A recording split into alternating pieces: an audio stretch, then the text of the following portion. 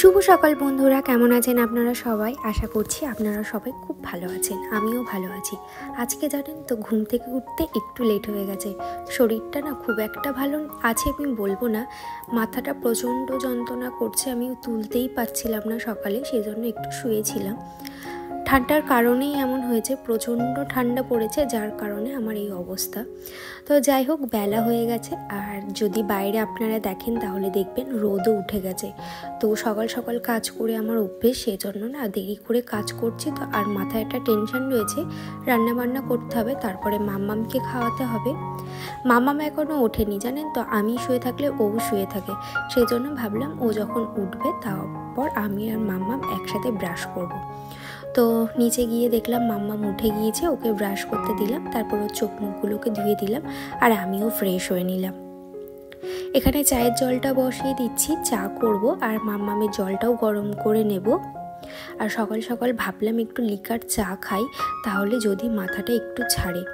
আর প্রচণ্ড মাথা যন্ত্রণা করলে না কোনো কাজ করতে ইচ্ছা করে না, মনে হয় শুধু চুপচাপ বসে থাকি। তো এই উপরে চলে আসলাম, চাটা নিয়ে বসে এখন খাবো, যতই লেট হয়ে যাক এই চায়ের টাইমটা আমাকে দিতেই হবে। আমি ওই তাড়াহুড়ো করে চা একদমই খেতে পারি না। তো আমি একটু বসলাম, একটু রেস্ট করি, আর চাটা একটু শান্তি করে খাই। আর রোদটাও পড়েছে গায়ে, খুব সুন্দর লাগছে। তো আজকে দেখো ডাইরেক্ট রান্নাঘরেও চলে আসলাম, চাটা খেয়ে ভাতটা বসিয়ে দিচ্ছি। আর আজকে না চালটা একটু অল্পই নিলাম, যদি রাতে আবার রুটি হয়।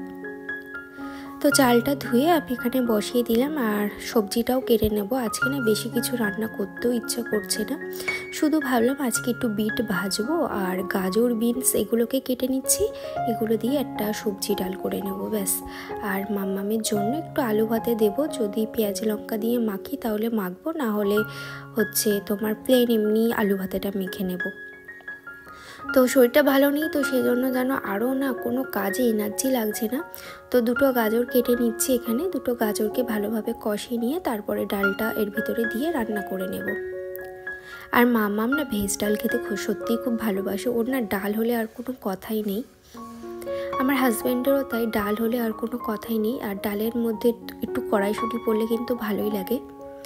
এখানে আমি একটু বেশি করেই ডালটা দিচ্ছি, রাত্রেবেলা যদি ডালটা একটু ঘন করে নিই রুটি দিয়ে হয়ে যাবে। আমি এখন আপনাদের সাথে ভয়েস দিচ্ছি, আমার গলাটা এত পরিমাণে ব্যথা, যদি আপনারা আমার ভয়েসটা শোনেন তাহলে বুঝতে পারবেন। এখানে ভাতটাও হয়ে গেছে, ভাতটা এবার ঝরিয়ে নিচ্ছি। আর এদিকে দেখুন আমার ডালটাও সিদ্ধ হয়ে গেছে। ডালটা সিদ্ধ হয়ে গেছে, ডালটা ঠান্ডা হোক, তার মধ্যে আমি বিটটাকে ভেজে নেব। কড়াইতে তেল দিয়েছি, আর আমাদের গাছের লঙ্কা দিয়েছি জানেন তো।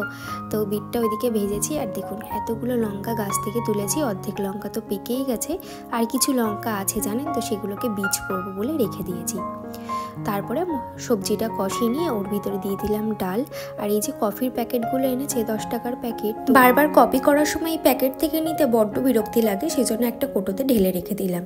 আর এদিকে আমার ভেজ ডালটা হয়ে গেছে, আর ডালটা না অসাধারণ হয়েছিল জানেন তো। চলুন এবারে বাসনগুলো আছে ওগুলোকে মেজে নিই। এই যে আমার বেসিন ভরে গেছে বাসনে, আজকে না একদমই সময় পাইনি ওই রান্নার ফাঁকে মেজে নেওয়ার, সেজন্য সকালের চায়ের বাসনটাও রয়েছে, সেজন্য এতটা মনে হচ্ছে। আর আমার যেহেতু বেসিনটা ছোট না, অল্প পড়লেও মনে হয় যে কতটা বাসন পড়েছে। তো এদিকে দেখুন আমার বাসন প্রায় মাজা হয়ে গেছে। এবারে তারপরে ঘরে যাব, ঘরের বিছানাপত্র কিছুই তোলা হয়নি। তবে এখন কটা বাজে বলুন তো? এখন বাজে ওই 12টা মতন। তো সময়ের মধ্যে কাজ না হলেও 1 ঘন্টা একটু পিছিয়ে গেছে, তবে কিন্তু সময়ের মধ্যে আমি চেষ্টা করব সমস্তটা করে নেওয়ার। তো এদিকে বেড কভারটাও চেঞ্জ করলাম জানেন তো, অনেক দিন হলো ওই বেড কভারটা পাতা ছিল, তারপরে বেড কভারটা চেঞ্জ করলাম। আমাদের আগে ছোটো খাট ছিল, তো সেই জন্য বেড কভারগুলো না ছোট ছোট। এবারে ভাবছি ওই সেটের বেড কভারগুলো কিনে রাখবো, ওই বেড কভারগুলো খুব বড় বড় হয়। আগে যেহেতু আমাদের ছোটো খাট ছিল, সেই জন্য এই বেড কভারগুলোতেই হয়ে যেত। আর এখন দেখুন চারিদিকে এক ফোঁটা কাপড় বাড়তি নেই। ব্ল্যাঙ্কেটগুলোকে ভাঁজ করলাম। গতকাল রাতে না আমি চিন্তা করেই রাখি যে সকালে উঠে আমি কি কি কাজ করব। ভেবেছিলাম আজকে যদি সূর্য দেবতা ওঠে তাহলে আমি ব্ল্যাঙ্কেটগুলোকে রোদে দেব। ও মা নিজের শরীরই ভালো নেই, সেজন্য ওটা আর করলাম না।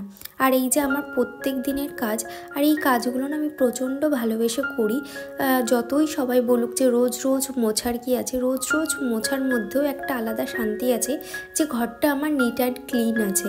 আর এইগুলো রোজকারের কাজ, যে হালকা ধুলোগুলো পড়ে না ওগুলোকে আমি ক্লিন করি। এগুলো যেহেতু আমার ডেলি ইউজের জিনিসপত্র, সেই জন্যই না আমি এই কাজগুলো করি, জানেন তো।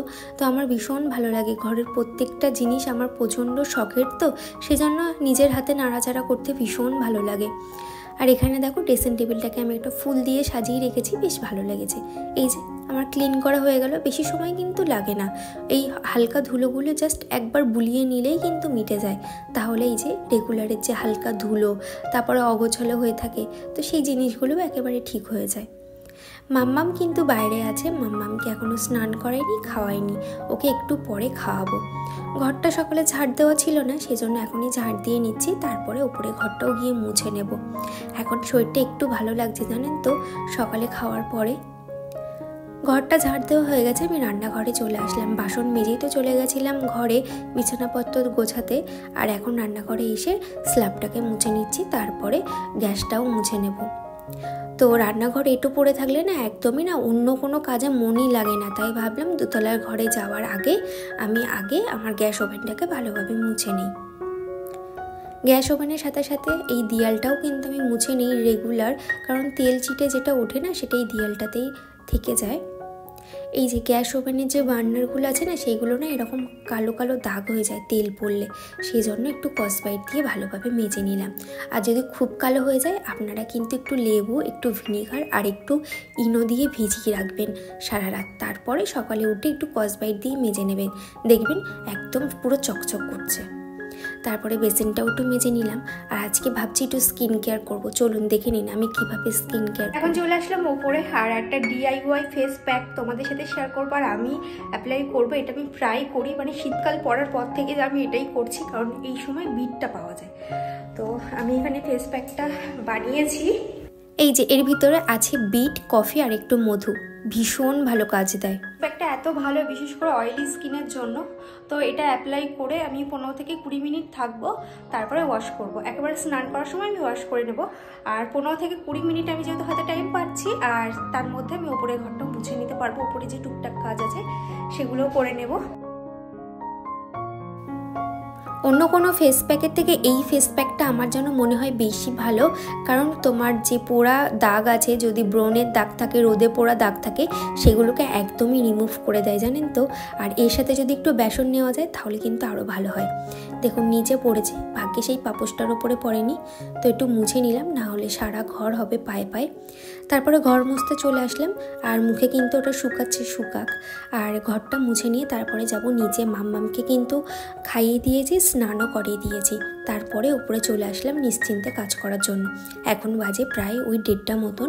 তো এখনও না আমার নিচে যেতে হবে, এখনও নিজের কিছু জামা কাপড় আছে, সেইগুলোকে কাচবো, তারপরে দুপুরের খাওয়া। শাশুড়ি মাকে বলেছি আপনি একটু ভাতটা বেড়ে রাখবেন, তো মা যদি এদিকে ভাতটা বেড়ে রাখে তাহলে অনেকটাই উপকার হয়। তো সিঁড়ি টিড়িগুলোও আজকে একটু মুছে নিচ্ছে। আর মাম্মাম দেখুন এই যে আমার সাথে সাথে ও একটু কাজ করে দিই করছে, যেই ওর ঠাম্মি ডেকেছে নিচে যাচ্ছে। আর এখানে আমি একটু ভালো করে সিঁড়ি টিড়িগুলো মুছে নিই, জানেন তো আমাদের সিঁড়িটা না এখনও ঘষা হয়নি, রঙের দাগও আছে, তাই মুছতে মুছতে যতটা যাবে, তা না হলে একটা মিস্ত্রি ডেকে একদিন এই সিঁড়িটাকেও ঘষে নিতে হবে। স্নান করে দুপুরে লাঞ্চ করে নিলাম, তারপরে রোদে দেওয়া ছিল পাপোশগুলো, সেগুলোকেও পাতিয়ে নিলাম।